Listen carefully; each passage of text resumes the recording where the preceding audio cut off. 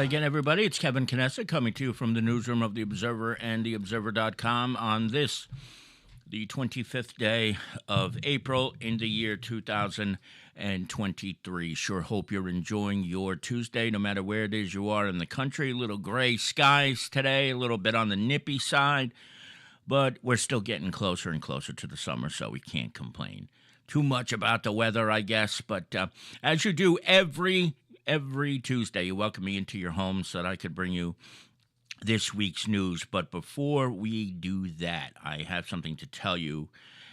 Many of you are probably wondering why you haven't seen your newspaper yet. Today, if you've been to the stores or if you come by our office, there are no newspapers. And here's what happened. On Sunday night, our newspapers are printed at a press in Rockaway, New Jersey. And that press is a Gannett press. And apparently on Friday night, the press caught fire and caused damage to 66% of the equipment or the ability to print 66% of the weekly and daily newspapers that Gannett prints.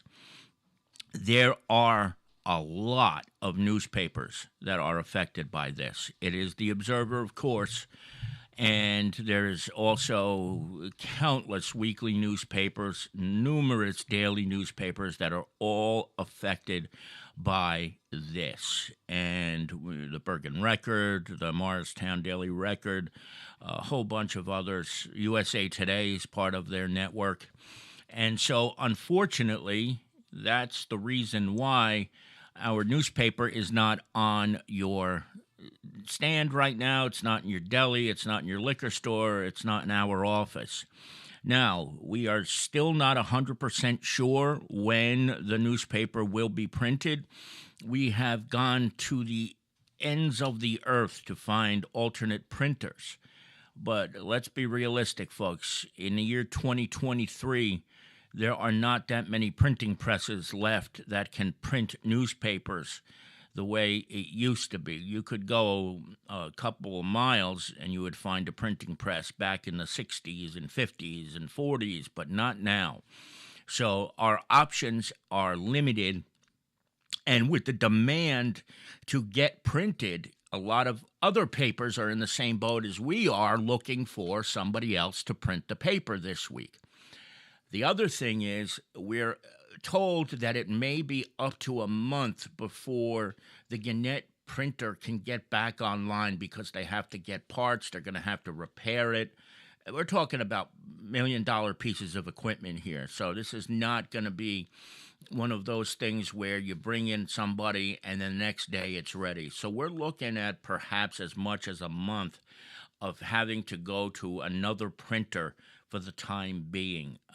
And we are pretty certain we're there, but we just don't know. We won't know until the papers are being circulated, God willing, sometime this week. So when we know specifically when the paper will be circulated, we will let you know. If you have any questions, feel free to ask them in the comment section of whatever platform you're watching this video on, and we will do our best to answer you if we know the answer.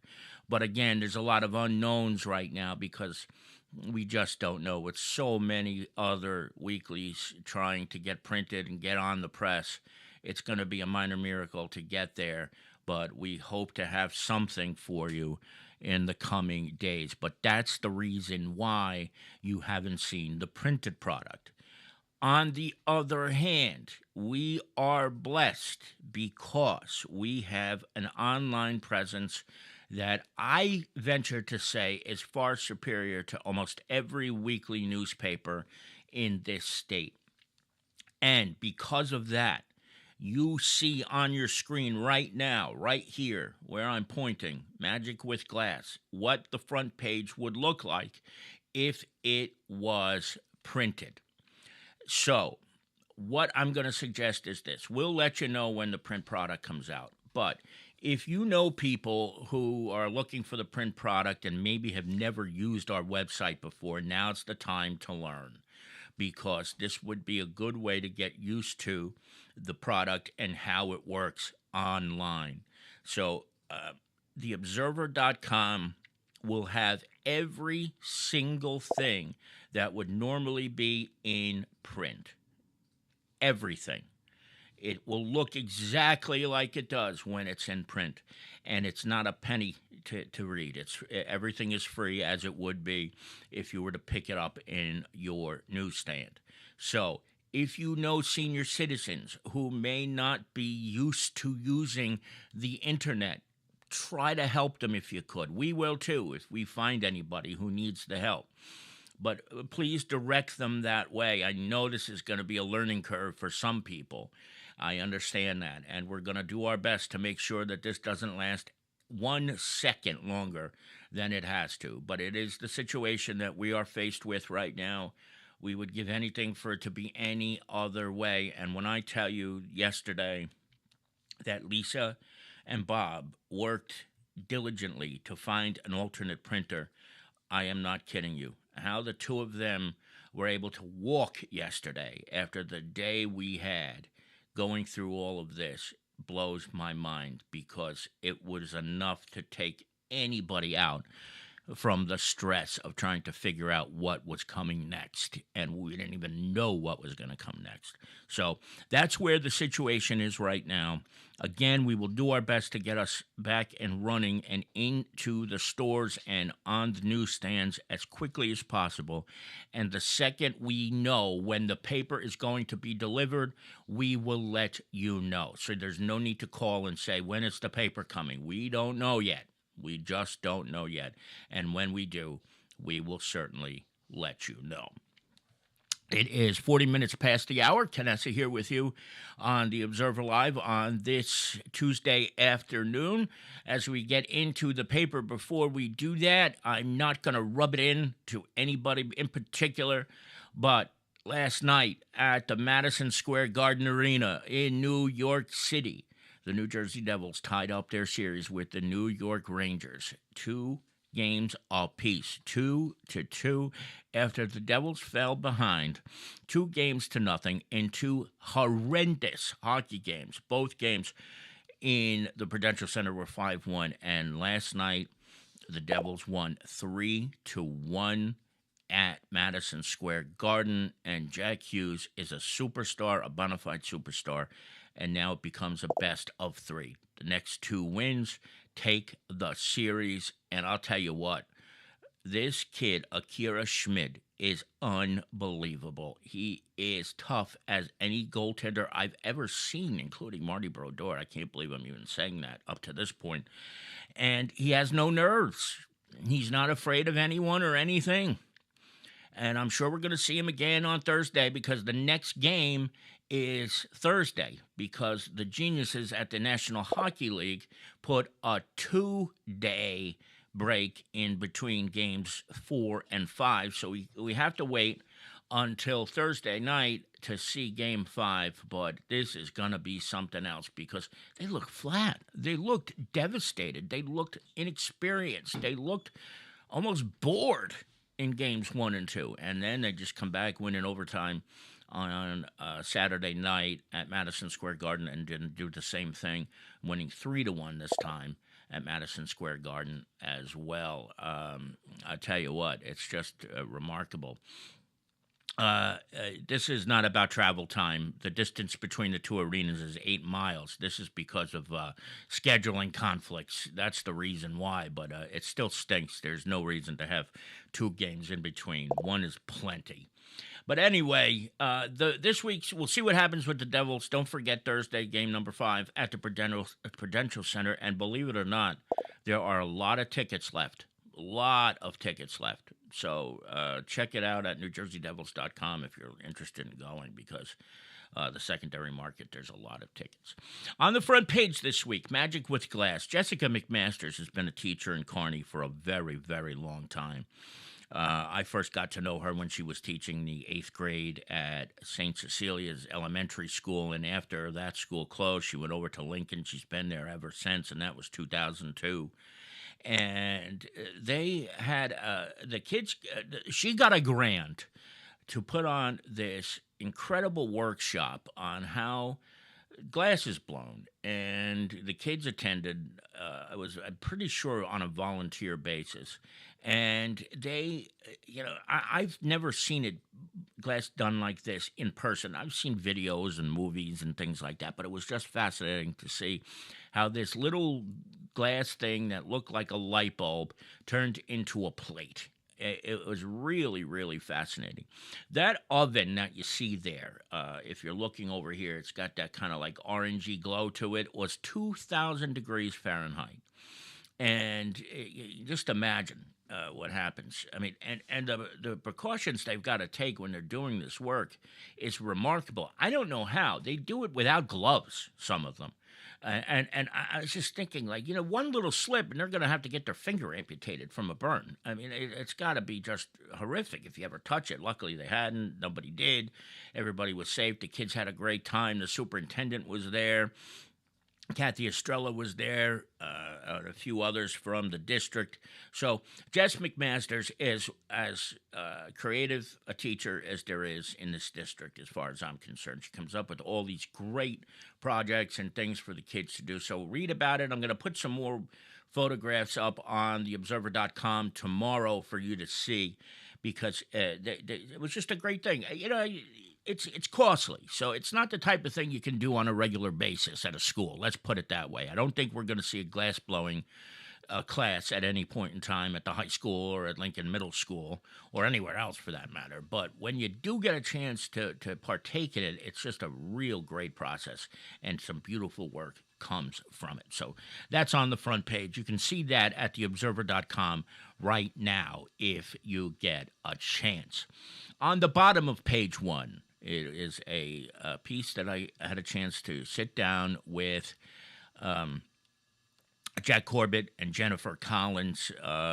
Hidden in Plain Sight is coming up and next week, and it's happening at Kearney High School this year. And if you've never seen the Hidden in Plain Sight program before, you kind of have to, because it is very, very important, especially for adults and parents of young children.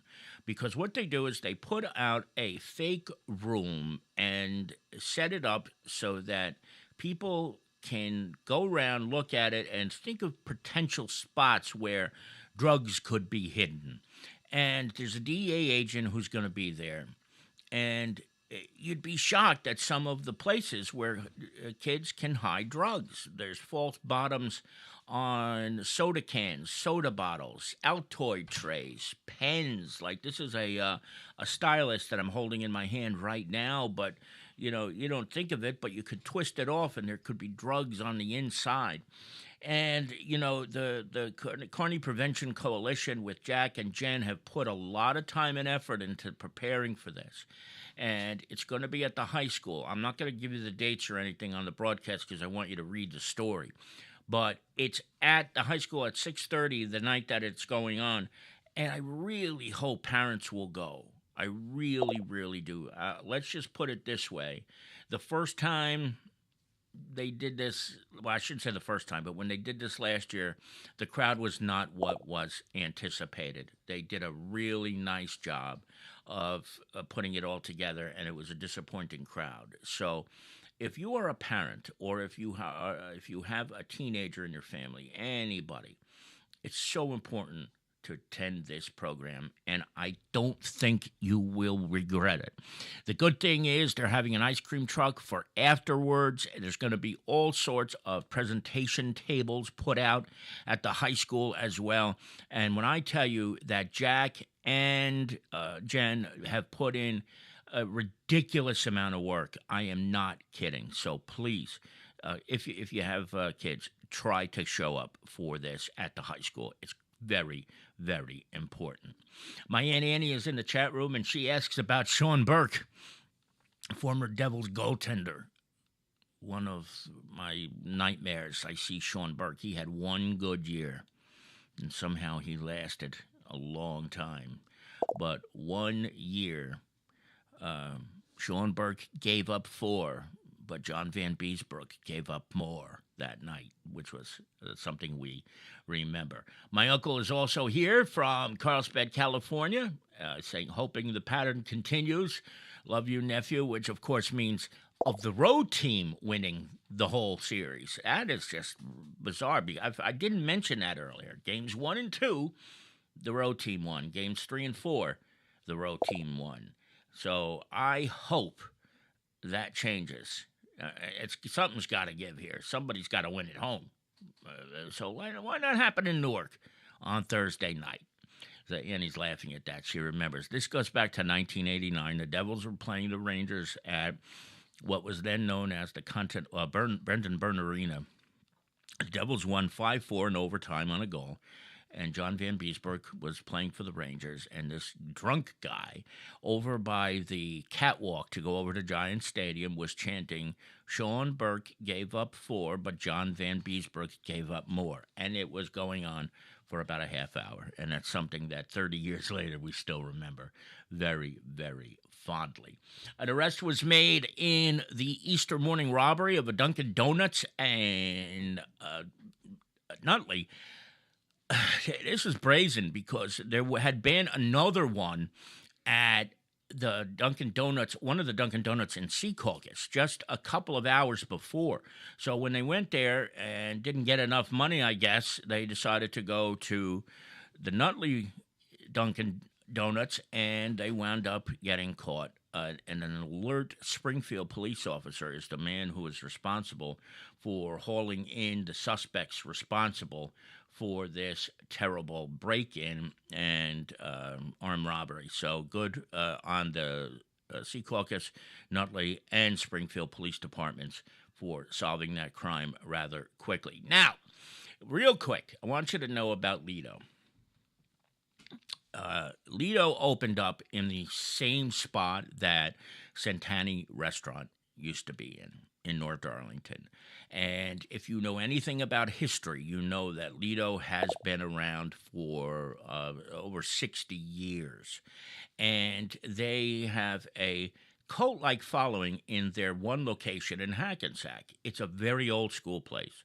When you walk in there, you think you have been transported back in time. That's how wildly old it is there. So they're trying to replicate it in a way in the North Arlington store. But when I tell you, they have done a great job and have been putting in an incredible effort to get the place in tip-top shape. I'm not kidding. And I had a chance to sit down with 2 members of the staff, including the lead chef and one of the managers of the North Arlington location. They're really, really working hard to make it a fantastic family-run place, and they have succeeded so far. And they're having some great specials, too. There's buy one, get ones every day. They're having a free pizza pie for teachers on May the 2nd, and all sorts of other specials that go on. They're known mostly for the sliced steak sandwich and for its very, very thin crust pizza. Apparently, they can make it as thin as anybody in the state of New Jersey, which I can't imagine is an easy task to do. But those are the 2 main items that are most notorious at Lido. But they are doing a great job expanding the menu a bit, having a lot of offerings. I sampled the loaded baked potato soup, and let's just put it this way, not just for the fact that I love baked potato soup, I wanted more afterwards. That's how good it was. So the Lido in North Arlington is at 11 River Road. Give it a chance, and especially on May 2nd, if you are a teacher, come in with your ID. You will receive a 12-inch pie for free with up to 1 topping with it. Before we move on, Annie was saying in the chat room, my aunt, she wouldn't walk over the bridge. That was, if you recall, when there were games that were played at the arena, when there was large crowds, you had to park in Giant Stadium and either walk over the bridge or take a bus in the later years. And that bridge was pretty scary. It always felt like it was going to collapse because it was just kind of like a temporary thing. But she didn't want to walk over because the crowd was big, so we had to wait for the whole crowd to get out. So I think we got home at like 1 o'clock in the morning that night. Thank God it was a Friday. Richard Tomko is the superintendent of schools in Belleville. He was cited by the Township of Belleville for his leadership. He has been in that position since 2015, and he's doing a fantastic job. Tim Wagner has the blotter, as he does every week, and unfortunately, there have been more shoplifting incidents over at the Target, so take it and go with that as you please. It's Car Care Awareness Month, so we have a special section on that in this week's paper, and then just a couple of other things to go over before we wrap it up for the day. Jason Bernstein has 3 sports stories, including an athlete of the week right here, so make sure you check those out at your earliest opportunity. And we also have a Mother's Day special section. Mother's Day is only a couple of weeks away, as hard as that is to believe. We're almost into May here, and there are some Mother's Day activities that we offer tips on. There are 2 pages of classifieds, as there are each and every week. Please check those out, especially since you won't necessarily have them in print right now. It's going to be important to let people know that if they need to find a place to live or if they're looking for a job, that they can find it at theobserver.com this week. So make sure you let them know if you get a chance. Alana Bevins is here. Hello, Alana. Good to see you. Have not seen you in a long time. And, of course, my aunt is also here, and she's probably heading out, too. She said, good job, Kev, and I appreciate that very, very much so. So don't forget the classifieds there. Check those out. Bolivia here, and Genuine Smiles to wrap things up. So that's going to do it for this edition of The Observer Live. Again, thank you for your patience as we work through this problem with our printing press that caught fire. We will keep you updated, so check back at theobserver.com and on our social media channels and this video channel, whichever one you're watching on, and we will bring you the latest information as soon as we have it, and that will hopefully be sometime today.